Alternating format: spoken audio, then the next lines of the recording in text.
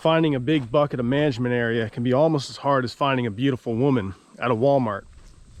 I'm out here at a management area that I have a quota permit for, and I'm looking for a big buck. I was out here hunting during turkey season, and I found a spot, a bedding area, that there was a really big buck tracks going in and out, looked really consistent. It was obvious he was bedding back there. So I'm gonna go see if he's still hanging out in the area and put a camera up and get eyes on him, see what he is, and then hopefully be back out here this fall to hunt him. This is what I'm looking for here. For a Florida deer, that's a big buck there. Nice wide tracks.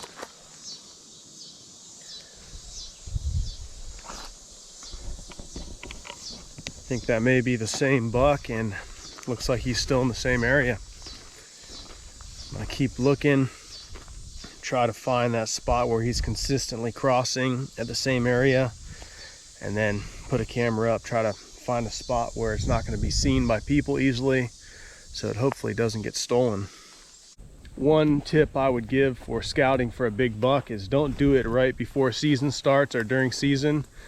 Do it in advance so that by the time it's time to hunt, you're not messing up the area.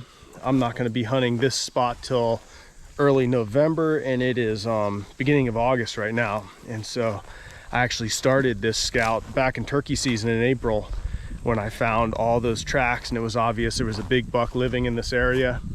And so my plan is just to get a camera going, not check it a lot, just come in here maybe in a few weeks and check it. And if he is here, come up with a plan.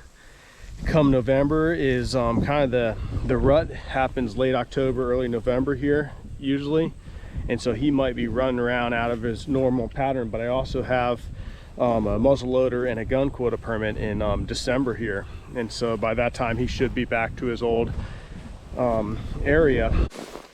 I have a camera here. This is a Tasco, and it's a 12 megapixel. It's just a cheap Walmart camera. I got it for 30 bucks today at Walmart. I have a few of these, and especially putting cameras on public land, I just like using the cheapest camera I can buy, as long as it works. That way, if or when it gets stolen, I'm not out a bunch of money. Just 30 bucks plus some batteries and an SD card. But I'm gonna keep scouting and try to figure out the best place to set this camera up to catch some action with the big buck, and also not to catch the attention of other people out here. This stuff I'm in is perfect bedding for a buck. For a deer, it's tall grass, comes up to about my chest here, and a buck can just lay in here, barely be able to see above until he stands up. I'm just gonna walk around here, see if I see any deer beds back here.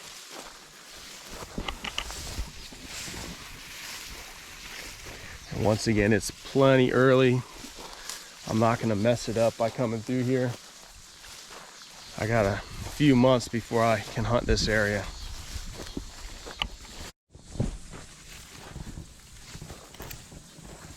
There's that big track.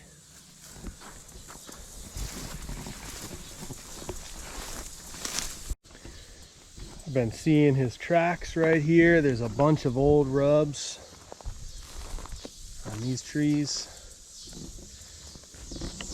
and I think this is a good spot to set up that camera. Thinking on this sweet gum tree where it's kind of hidden in the shadows there, so if anyone comes by, it won't be easy to notice. All right, I got this camera set up. It's blending in pretty good. There's a old rub line right here. Trees are all rubbed up. Looks like there's deer coming right through here. Hopefully they'll walk right in front of the camera and get eyes on what that buck leaving the big tracks looks like. I'm gonna turn this camera on and probably come back in a few weeks and check out, see what I got on the card.